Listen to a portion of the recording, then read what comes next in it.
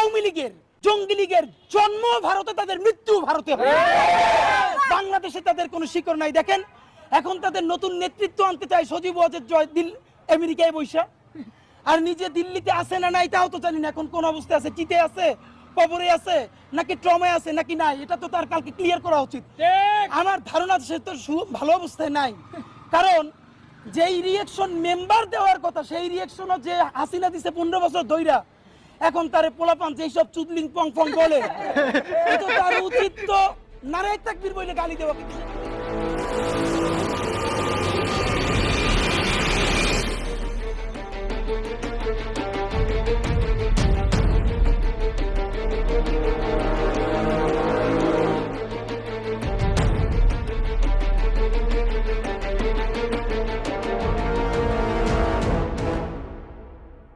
ভাই, আপনি এভাবে প্রকাশ্যে ভারত এবং দেশে আভ্যন্তরীণ বিশৃঙ্খলা এবং চাঁদাবাজি নিয়ে প্রকাশ্যে কথা বলেন, আপনার যে কোনো সময় প্রাণ নাশের আশঙ্কা রয়েছে।